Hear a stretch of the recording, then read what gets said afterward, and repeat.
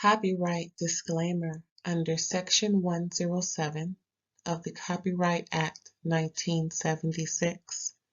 Allowance is made for fair use for purposes such as criticism, comment, news reporting, scholarship, and research.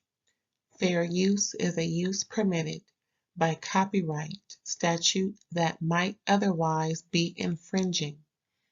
Nonprofit, educational, or personal use tips the balance in favor of fair use. Thank you. Now enjoy the show.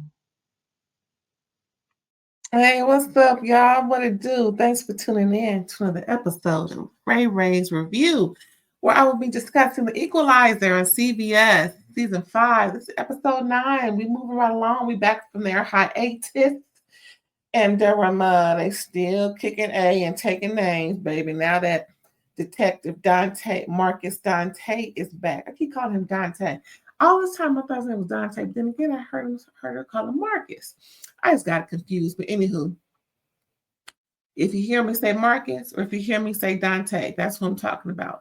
Her love interest and the detective. So again, his team, he went to that special ops team that he left the NYPD for, and now he's back there. His team is housed there, and like he said in his return back episode, was when they're done with their investigation on Salazar and carrying on, he gonna stop doing that, staying in New York. He misses boys, he missed Robin, you know how it is, and now he got a newfound responsibility about to help and taking care of his daddy. Remember, in the first part, before they went on hiatus, he found out that he had a brother. So that's who comes into play this episode. But yes, it's going to be good, y'all. I love it. It's going to equalize, baby. Did y'all watch the show? It's kind of lengthy, but you know how they do. They all got all kind of twists and turns, and everybody got something going on. Dee was in trouble last week, so she's still in trouble this week. the what do you call it? The punishment has not been lifted. She should have known better. And I wonder who really hit them. Because it was just real convenient for her and her boyfriend to get hit in the back of the car and then, a hit and run. I wonder, has Harry found that car, that hit and run? Because he got taps on everybody's camera in the whole wide world. So I wonder, are they going to investigate that? But anywho, so, like I said, Dee in trouble. She's still in trouble. Robin and Detective Dante, they still, playing coy with each other and stuff. Vi is still trying to date the captain. I think that's who he is. And then we got a little nosy neighbor action going on by the house. Harry and Mel still going strong.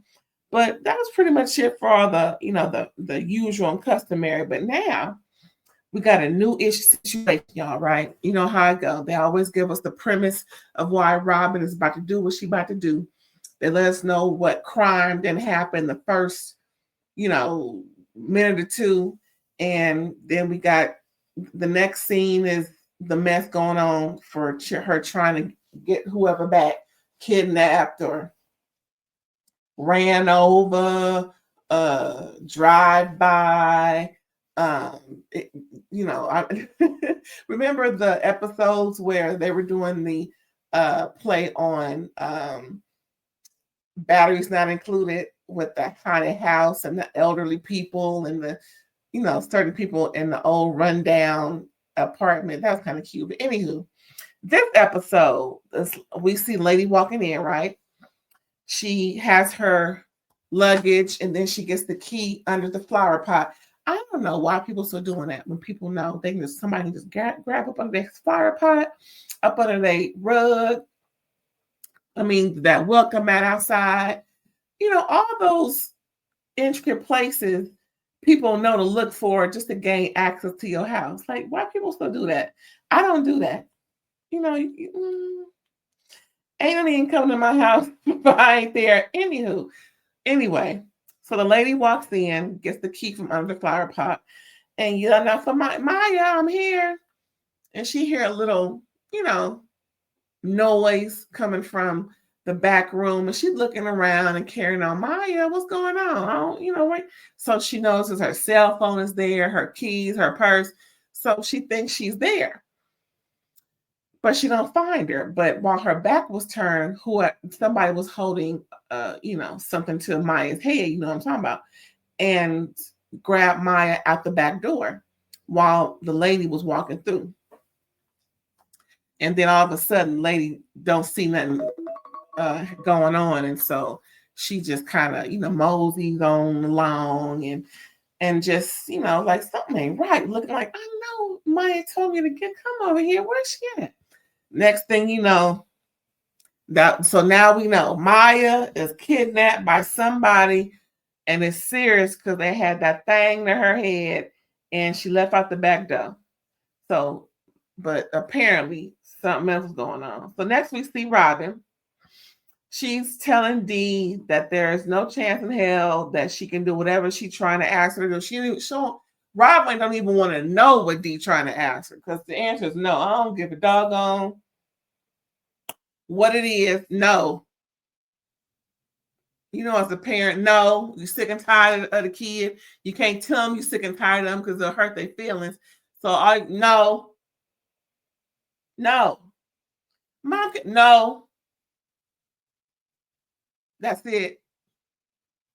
So, Dee is like, disappointed. She can't even ask her mom. You can't ask me nothing.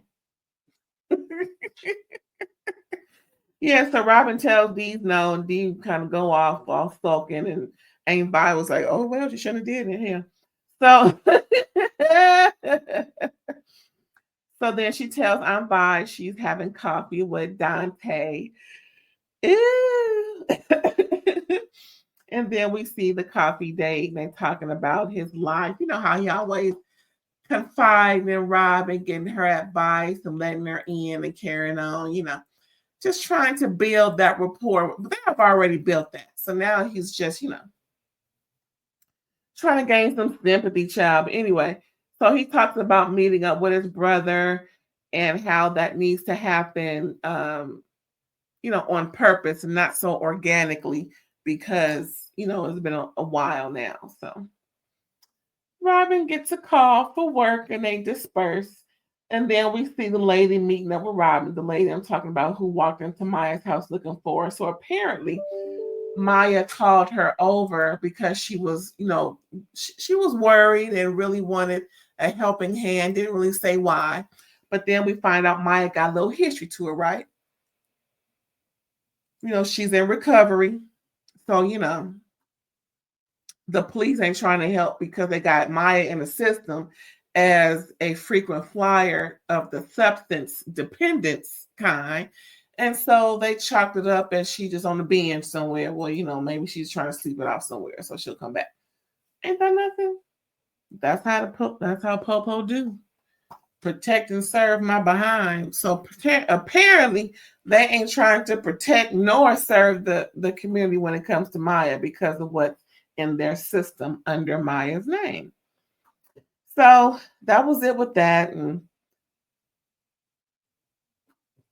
next we see Dante meeting up with his brother James at their dad's hospital visit. The brother James ain't trying to see it for Dante because James has been there for the most part all along and resents Dante for leaving their dad alone, especially when their dad went to the big house. James knows that Dante wasn't trying to feel anything for his dad, for their dad, and he resents him for it. So Dante is trying, he's like, well, listen, I'm here. I'm trying, I'm just, so, but James ain't trying to hear it. He's like, yeah, whatever, dude, whatever. It is what it is. And, family disruption and dysfunction. It's all good. So Robin and Mel go to Maya's house and they're just looking up, trying to find things. They find the hypodermic needle in the basket, thinking she using it again. Then Robin finds a stash where you would normally keep your drugs, like those little trinket containers that you will find anywhere, maybe no bigger than from your wrist to your outward distal finger. Just something enough to put your stash in, your substance in. But they find medication that's used for preeclampsia. So now they know she's pregnant, and they open up more cabinets, find all this baby stuff. So now they know she's pregnant, and if she's taking medicine for preeclampsia, that's serious. If you don't know, preeclampsia is an elevated blood pressure related to the pregnancy that can be considered severe, mild, and most definitely, if she's taking medication for it, it's of a severe nature because her blood pressure won't stay down when she's pregnant. And that's a major concern. So then they know she got to be going to the doctor. So they investigate some more. And then we see the next scene that Maya's tied up somewhere, child. Oh, Maya, she pregnant, tied up. She got preeclampsia. Any stress level could elevate her preeclampsia, child. They got to find Maya. So then Harry looked up Maya's history and find out that she got money coming in, $1,500 a month from this agency that she's working with regarding low income mothers or something like that. So they figure, okay, she got a little something coming in, so that's good. How these different organizations and federal fund. Well, I ain't gonna really talk about federal funding due to what's going on right now in our country, but this is a fictional story, so we just gonna go with the flow with this story. So, like I said, Harry looked up all her status at the bank and everything. She got a cute little, she's doing all right. Ain't nothing weird going on. So then they go to the doctor's office, and they didn't get anywhere with the doctor due to HIPAA violations and laws. And then a nurse was eavesdropping, so they see the nurse eavesdropping approach her. I think her name is Nurse Regina. And then she gave him a little something, to go by, talking about she had an appointment, she came here, but we haven't heard from her since. And then they know to go to the sign in log since they had to sign in. And so they're distracting the security guard while Mel is taking a big portion of the previous day's sign in log. So then they leave the hospital, right? And then they go back, and Harry looks up the log book trying to find who was on it, who came with her, who can they find. So then they find the guy, and then they go visit the guy. But before we see exactly what happens with the guy, we see Dante and his brother, his name is James, arguing over their dad. Their dad is there visiting, and Dante wanted to, meet with him and just, try and make a go at being brothers. But like I said, James ain't having it. He is sick and tired of his brother stepping in. And why does Dante have control over their dad when he, wasn't really there all this time? But the fact that now Dante knows he has a brother, why aren't they both in control? So, James, again, there's a lot going on in that family. So he's a little resentful that Dante is calling the shots when Dante barely even likes his father, according to James. Ain't that nothing?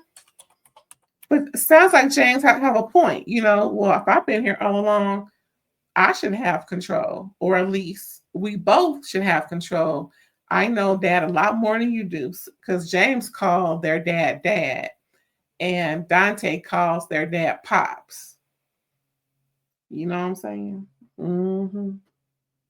So now we're back with Maya.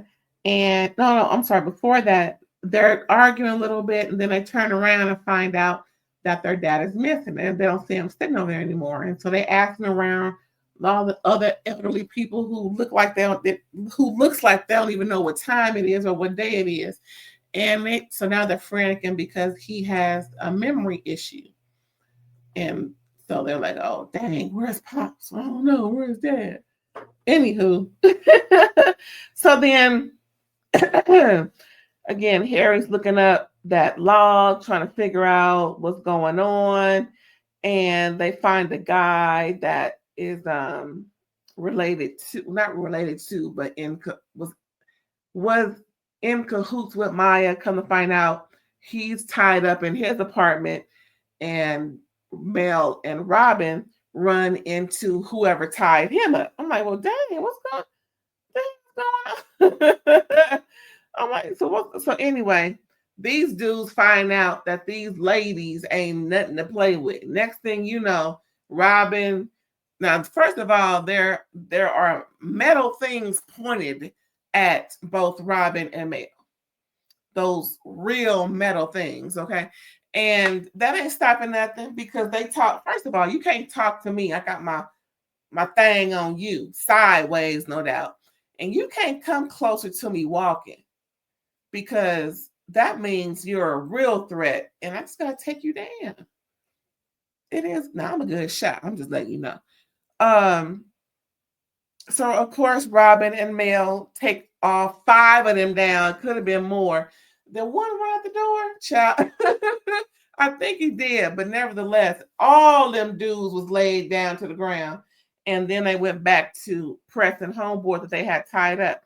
So she had the thing on him, and so they got some info talking about he wasn't there, but he just needs some money that Maya said she could give him, and he was there just trying to get some money because he on that stuff. But he wasn't the one that went with her to her doctor's appointment. So they're kind of back at square one. Mm-hmm. So then we back at D. She at the hizzle when I'm by, and then the doorbell rings, and it's the nosy meddling neighbor. He mad because they cooking and the aroma is coming into his house. Child, are you sick? He mad. The aroma of what they cooking is coming out of their home, out from under the windowsill that they got up a little bit. Just cracking the air. I mean, cracking it open, let some air flow through the house, as we all do. And he mad because the aroma of what she cooking is coming into his house. I have heard it all from these neighbors. Anyway, so D kind of goes off on him, and Aunt Vi lets her know, listen, you don't have to go off on him. He's obviously lonely. He just wants to come over and see what's going on because there's nothing going on over there. And then D was just like, man, I don't want to hear all that. And then she stormed off and went to her room. And Aunt Vi was like, dang, what I said? I mean, what's all this hubbub, bub? I mean, you know what I'm saying? What's going on with you? So then she goes upstairs a little while later and talks to D. D is overwhelmed and is scared of her future. She gonna be a lot of life changes, and she won't have all that security going on with her. I said, well, I'm thinking, well, that's what life is, boo boo. That's why when you're a child, you need to listen and follow instructions and directions, because it's for your safety, it's for your own good. You can start discerning and learning how to take care of yourself because you're thinking more clearly and more covertly. You're doing what you're supposed to do for the most part. You're gaining training, you're retaining. Again, these kids don't understand. That's why it's important for the guardians, their parents, or whoever, all the loved ones who are older, to explain these things to him. We need better explanations for these kids to let them know why. Back in my day, it was do as I say and not as I do. Don't question what I'm telling you. They should question if they don't understand. And that's why we should be able to explain things. And if we don't, then have somebody else explain it. But again, that comes with proper discernment, proper, what is that new term people are using? It's not new. Emotional intelligence, where you know how to speak the words you need to say, use the appropriate verbiage, and know how to direct or redirect when prompted by whatever behaviors that are ill-fitting for the situation. Just saying, it's very important to steer kids the right way with the proper tools. But when you have improper steering from folks who is trifling and carrying on, then you're gonna have issues no matter what. So it's really best that people who have children have a better understanding at life, and it's really not cool for kids to be having kids, but it is what it is. Anywho, so Harry finds Maya's adopted parents. Now, why I'm saying that is this: they had to go and do some research on Maya, right? So they see where Maya was going on her last day. She walked into this kind of coffee bar situation, walked into the threshold. Whoever, it looked like she was meeting up with some lady, okay? And the lady, kind of rubbed Maya the wrong way, so to speak. And Maya walked out not happy. But here we find everything about everybody with this take on the NSA, where they be listening to stuff and listen to phone calls, knowing text messages, where you going, how you getting there. I mean, he tapped into every doggone camera to find out where Maya was going. So anywho, so after Maya meets up with that lady, we find out that they're actually the adopted parents, the future adopted parents. Now, also, they're trying to figure out who Maya was pregnant by. And they kind of put two and two together, and Mel and Robin meets up with the woman that they found off the video, and they find her and her husband, some big shot dude who is in cahoots with the company that Maya is signed up with that receives that $1,500 stipend. Now, apparently, the bank records show that the guy was donating that same amount of money through that corporation that was paying Maya monthly. So that's how he was paying her. And also they figured that he was the father of the baby, and he's paying her off that way. But they actually find out that the guy and that woman that Maya met up with are the adopted parents. But they're figuring out, how are they supposed to be adopting a baby when Maya got all this baby stuff at the house? Something don't add up. So they figure Shady Boots, the attorney dude is involved. He's mixed in with the doctor's office, as well as these people that they thought were Maya's baby daddy, but they're actually trying to adopt the baby. So now they're fish like, wait a minute. Again, why are they saying that they are adopting Maya's baby? And then another thing that was a clue was they got a call from their attorney saying that the baby will be delivered today. But like we all know, Maya is tied up somewhere with pre-eclampsia. So if she's supposed to be delivering today, and the attorney is telling them that, then they know that the attorney is mixed in with why Maya was kidnapped or taken or is being held somewhere. You know how, all you got to do is just let your mind work. And you will get the answers right then and right there. So now they're on a mission because they figured, okay, so Maya knows some things. We're looking for her at the same time. They're going to deliver that baby. And with her medical condition, they can just leave her to be unalive somewhere laying out, and they're just going to be selling that baby for parts. I mean, not like they're going to chop the baby up, but you know what I'm saying. So it sounds like it's some things going on with this attorney that's mixed in with selling babies. So I'm pretty sure it's probably somebody else that went through this. So they had Harry check all that out. Come to find out, it was 5 of the mothers or 4 of the mothers who mysteriously had their babies adopted, but was told that their babies passed away. So they interviewed one lady, and she meaning Mel and Robin, posed themselves as working for the state. What what's people called? Where all the caseworkers be at. Anywho, public service. And this woman is an ex-drug,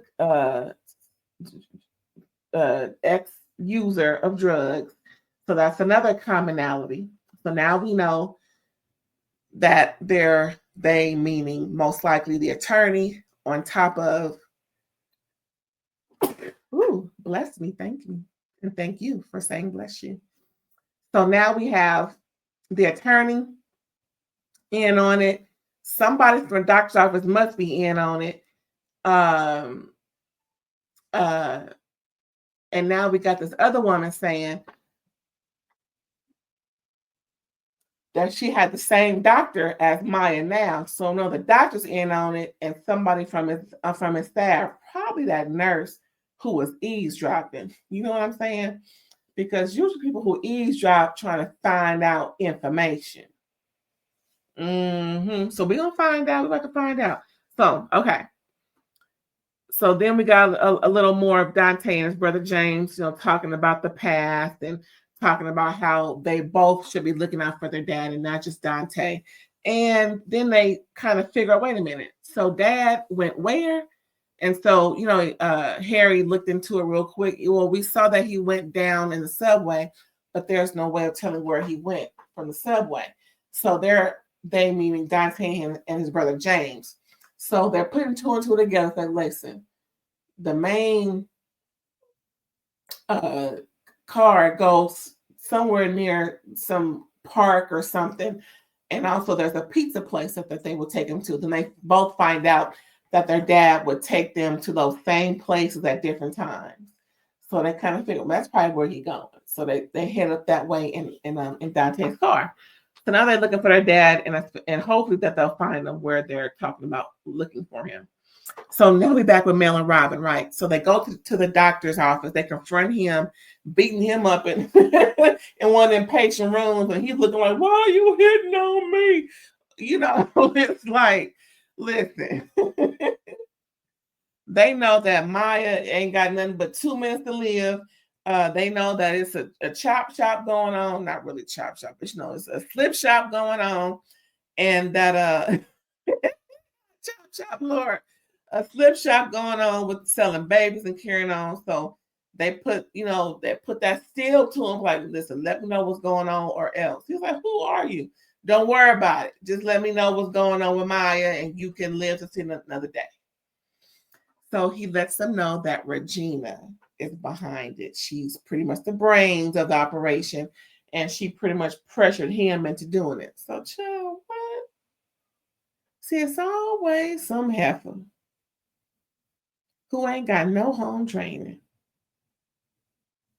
throwing a monkey wrench for everybody program. She threw it in this doctor. Now he gonna be take his medical license away. He going to prison for God knows what. Now if Regina make it, because her Robin and Mel do. If she make it, she going to prison too. She ain't gonna be practicing nursing no more. And this attorney, he gonna be disbarred, almost like this Busby dude who don't know how to take care of his business over there down to the Southern District of New York concerning Puffy. Listen, that's why I don't do no dirt, child. I got too much to lose. If you got so much to lose where your whole life could be taken from you, why are you doing it? Anywho, what was I? Mel and Robin confront the doctor. He mad at you hitting on him. Listen. She knocked his ass down to the ground so hard, he looked up like, who are you? Child, you don't want to know who she is, but I know what you about to tell her. So, like I said, he finally says that Regina, is the brains of the operation. And child, they're about to find out a whole lot more. So Harry is so they tie up the dude, talk about the popo on their way. Don't fret, they'll take good care of you. Just make sure that you tell them the truth. And that's that on that. So then they leave the hospital where the doctor was, and Harry is looking for any possible location that must be near the hospital for them to be holding Maya. So they find some old abandoned medical office that still may have some supplies. Child, oh really? How you know they still how do y'all know that they still got supplies in an old abandoned non-working medical office for I don't know how long? Wouldn't stuff be expired by now? I'm sure that they brought some up to date, non-expired medicaments, but child, listen, sometimes this show can be so over dramatic and so kind of corny and so what's that? I'm trying to think of um, familiar, something you can, oh, this gonna happen, that gonna happen. Listen, but I still love the show because it's so exciting. Because I love to see Robin, Queen, do her thing. So Mel and Robin break into the place. It's all locked up. Of course, they break in and they hear some noise. Come to find out, it's Maya tied down to the bed. The attorney is trying to convince Regina to do something different because this don't seem right. You know how they do. So then they bust in on them, and then Regina put this hypodermic needle up to Maya's neck, talking about, listen, Maya and the baby can go in 5 seconds flat if you move any closer. So Mel is behind the scenes, coming up from the rear while they're focused, both of them, meaning the attorney and Regina, are focused in on Robin. So she was like, let her go. You can live, just let her go so she can have her baby. Woo. And the attorney's like, no, we got things going on. Who are you? She's like, don't worry about who I am. I'm a friend. You woo. So, like a long story short, child, Regina tried it. She had to make Robin put her gun down, but again, they didn't know that Robin had brought Mel. So while Robin pretty much gave Mel the signal that it was okay, that's when, Regina either was unalived or grazed. The attorney tried to run. He flipped over this thing that Robin pushed in his way. Child, now him hitting that hard concrete like that, I can tell he was put out. I mean, head hitting the pavement, child. So it looked like somebody ain't living, and it wasn't Maya. The attorney just fell and hit his head. You know how they do. But Regina, nah, I think it's some slow singing and flower bringing for her. So now they saved the day, of course, and next thing you know, we see Maya and the baby looking all healthy and carrying on, and everything is gonna be all right. All right, and hopefully they'll find the other lady's missing babies who was told that the babies didn't make it when they're actually being sold, not chop shop, but sold on that specific market, spearheaded by that attorney, child. Just trifling. And then we see Dante and James. They finally make it to the pizza place and they see that their dad is there ordering pizza and carrying on. I'm like, oh, he remembers. So then he said, hey, y'all, how y'all doing? Like, ain't nothing wrong. They're like, Dad, what you doing here? He said, I just need to do, have some familiarity with going on. So he ordered the pizza. They all sat down. And as he ate the pizza, he started to recognize things and realized that he was a shitty dad and started to apologize to both of them and mention how lovely the place was and then carrying on. So that was pretty cool. And again, they talk about Maya being a student at the NYU online program and how she's bettering her life.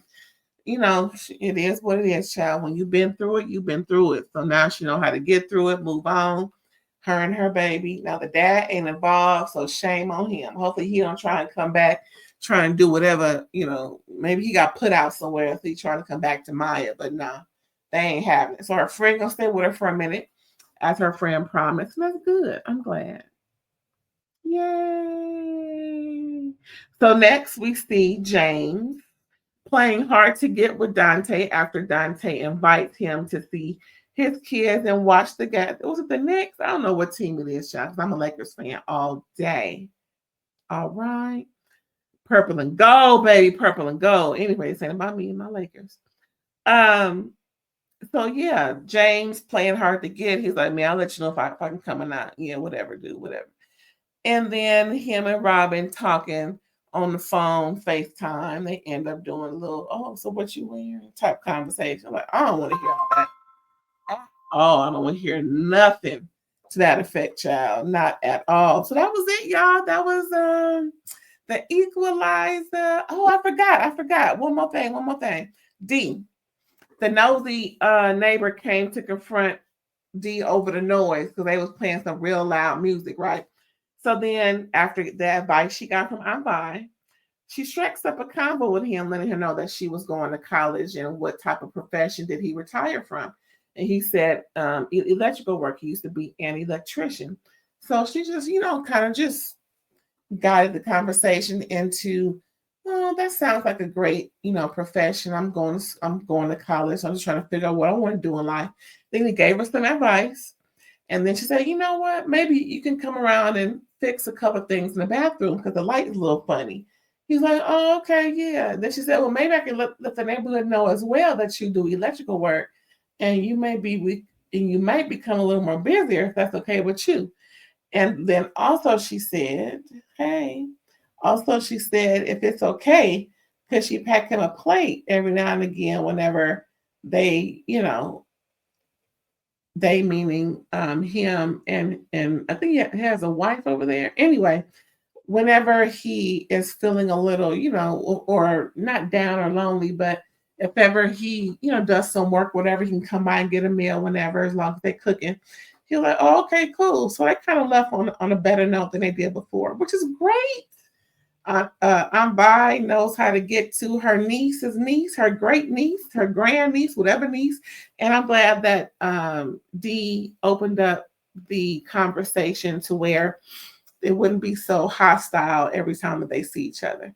And then Robin came home before she started talking to Dante and get all the intel that's going on. She called him mean old Mr. Maury from across the way. So now she can retire that saying, and he's, fixing things and stuff. And, he got something to do, so he ain't so, crunchy and cranky and all that stuff. And then we hear Dante and Robin on the phone talking their sweet nothings, and then start getting a little hot and heavy. And I'm glad that the show went off because I don't want to hear all that. Yeah, y'all. So that was the end of the Equalizer. I hope you enjoyed the episode because I really like this show. And if you haven't watched it, please do. It's on CBS. It comes on Sunday nights, I think at 10 o'clock, 10 p.m. Anyway, just check your local listings for when it comes on. And don't forget to like, comment, subscribe, and share. And I'll catch you next time. Bye.